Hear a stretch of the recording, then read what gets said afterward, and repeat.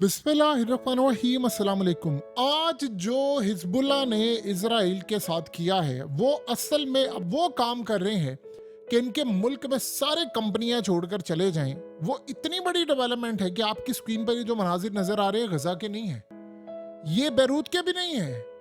ये इजराइल के अंदर होने वाले हमले हैं जो टोयोटा फैक्ट्रीज पर हुए हैं या इनकी फैक्ट्रीज इंडस्ट्री पर हुए हैं जहां पर ये पैसा बना रहे थे, काम कर रहे थे, उसको उड़ाना शुरू कर दिया है और उनको कहा निकलो यहां से, अब तुम्हारा खेल खत्म। जब ये सारी डेवलपमेंट हो रही थी तो जो आज ब्रिक्स में काम कर दिया है रूस ने, आप यकीन कीजिए कि उसने पूरी कोशिश करके अमरीकी डॉलर और अमेरिका इजराइल के कफन में आखिरी कील ठोकने का आज से काम शुरू कर दिया है। और जो काम ये नहीं कर सके, उन्होंने ब्रिक्स में सबको एक जगह पर बुलाकर मिडिल ईस्ट की जंग में एक वो भौचाल मचा दिया है जिसका आप अंदाजा नहीं कर सकते। और जो सबसे बड़ी डेवलपमेंट हुई है वो है मोदी और शी जिनपिंग को आमने सामने बिठा दिया। अब जो गेम उलटने वाली है ये अंदाजा नहीं हो पा रहा आम लोगों को कि क्या डेवलपमेंट्स है। देखिए, सबसे पहले ये सारी चीजें समझ लें कि ये हमला किया था इसराइल ने लिबनान में, और देखिए कितनी तबाही मचाई है। वो कर क्या रहे हैं, इनके सेंटर हब के अंदर हमला कर रहे हैं जहां पर कि कोई बैंक्स हैं, इनके कोई चीजें हैं, कोई फलानी चीज है, कोई दूसरी तीसरी सूरत हाल है। ये जाहिर सी बात है जब वहां हमला करेंगे तो अगले छोड़ेंगे नहीं उनको। उन्होंने क्या किया है, उन्होंने कहा कि अब हमने तेल अवीव पर हमले करने हम कर रहे हैं। अब हम तुम्हें बताएंगे कि हमला कहते किसको। टोयोटा की फैक्ट्रीज पर रॉकेट मारे जा रहे हैं, आग लगी हुई है, तबाही के मनाजिर जो हैं, और दूसरी तीसरी फैक्ट्रीज हैं उनके ऊपर भी रॉकेट मारे जा रहे हैं। गाड़ियां तबाह हो रही हैं, शोरूम में खड़ी गाड़ियां तबाह हो रही है, गैराज में खड़ी गाड़ियां तबाह हो रही हैं, जहां अंदर प्रोडक्शन हाउस है उनके, उनको उन्होंने तबाह करना शुरू कर दिया है कि भाई अब तुम एक काम करो कि तुम्हें बड़ा शौक है ना पैसा बनाने का और बहुत सारी चीजें का, याद रहे फैक्ट्रीज हो, आपकी इंडस्ट्री हो, वहां वर्कर्स काम करते हैं, आप उनको उड़ाएंगे तो बस आप ये समझ लें कि आपने इजराइल की शारक को पकड़ लिया है। ये असल में जो खेल है, देखिए बज़ाहिर हमें ये लग रहा है कि इजराइल हमले कर रहा है, उस सिविलियन आबादी पर हमला कर रहा है, इजराइल की इस जंग में ग्रिप बड़ी स्ट्रांग है, बज़ाहिर ये लग रहा है।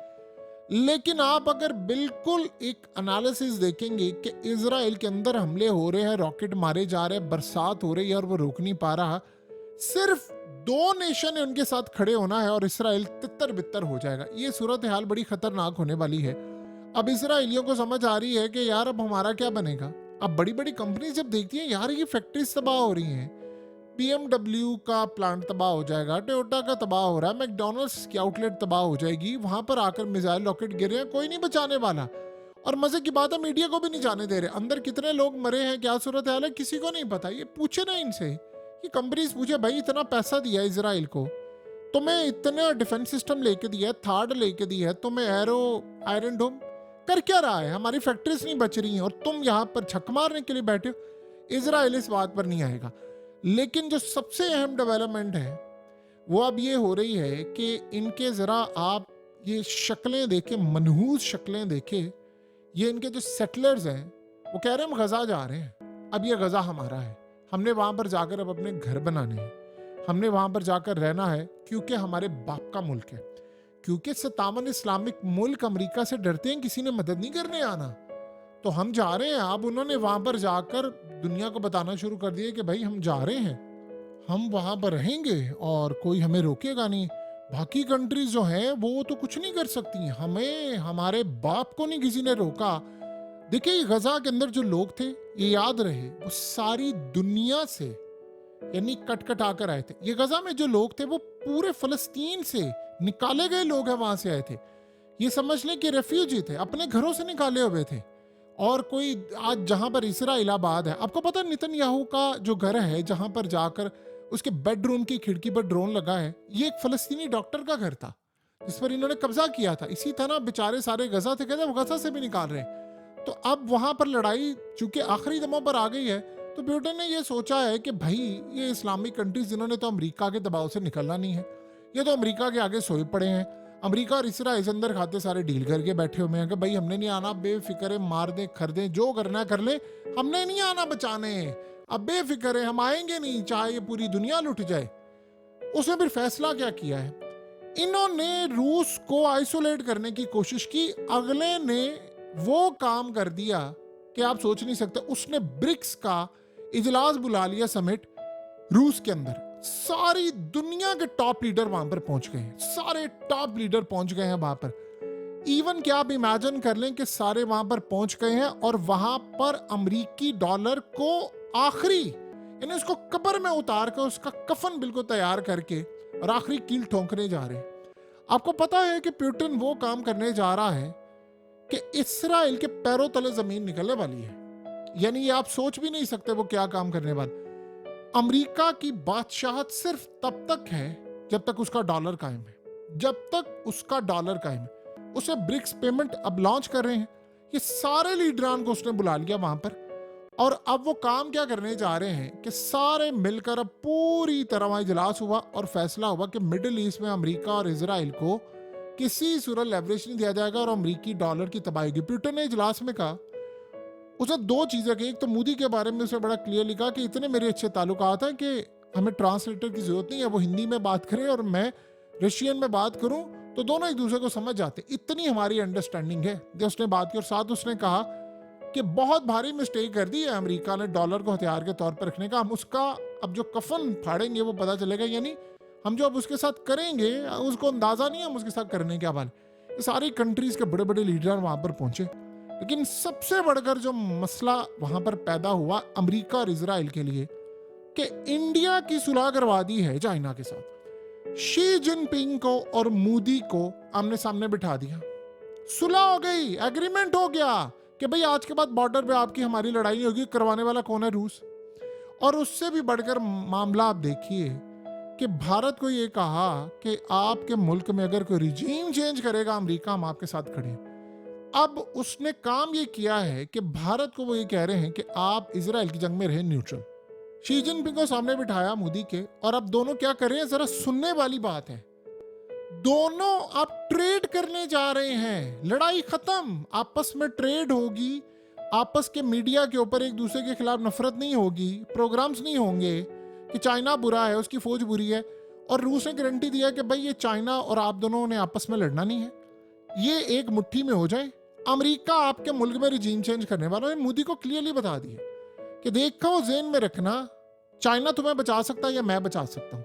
ये तुम्हारे मुल्क में चंद्र बाबू नायडू फलाना ये वो सारा कुछ करके ये तुम्हें फारिग करने जा रहे हैं, तो लिहाजा तुम अब आओ यहाँ पर। क्योंकि नजर और ये वो सारे जो केस खोले हैं, ये इनको क्या लेना देना, खालिस्तानी वहां पर वो मारे जा रहे हैं फलाना, उन्होंने इसे, वो तो सिर्फ इसको ब्लैकमेल कर रहे हैं कि ताकि वो चाइना के खिलाफ जाए। चाइना की दोनों सुलह करवा दी।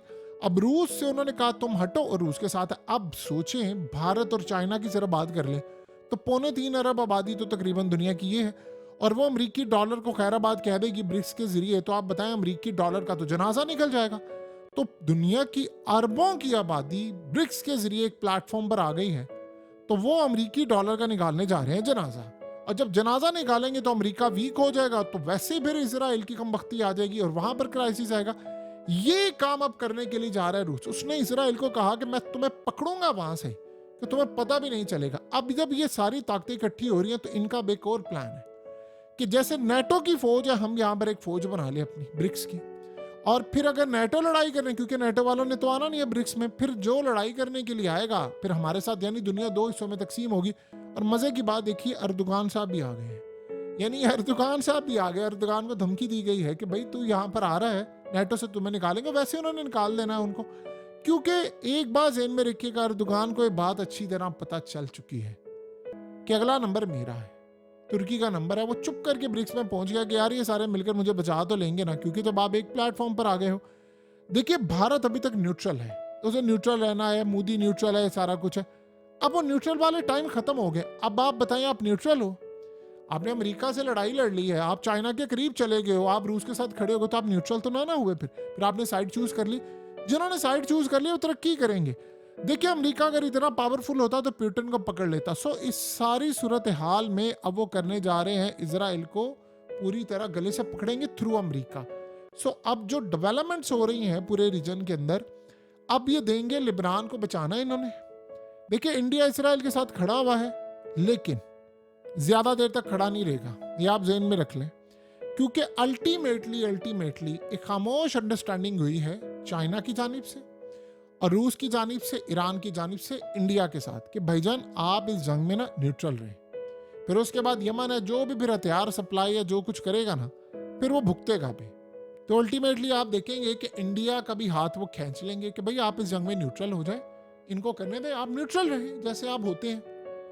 तो अमेरिका को अब ये बात समझ नहीं आ रही। देखिए इंडिया बहुत बड़ी मार्केट है, वो और चाइना बहुत बड़ी, उनको आपने आमने सामने बिठा कर काम कर दिया।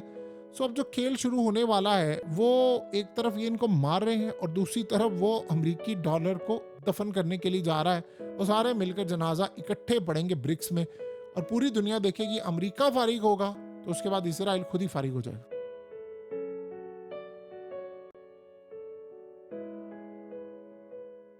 हकीकत टीवी को सब्सक्राइब करना मत भूलें, वीडियो को लाइक करें, शेयर करें और कमेंट सेक्शन में अपनी राय का इजहार ज़रूर करें।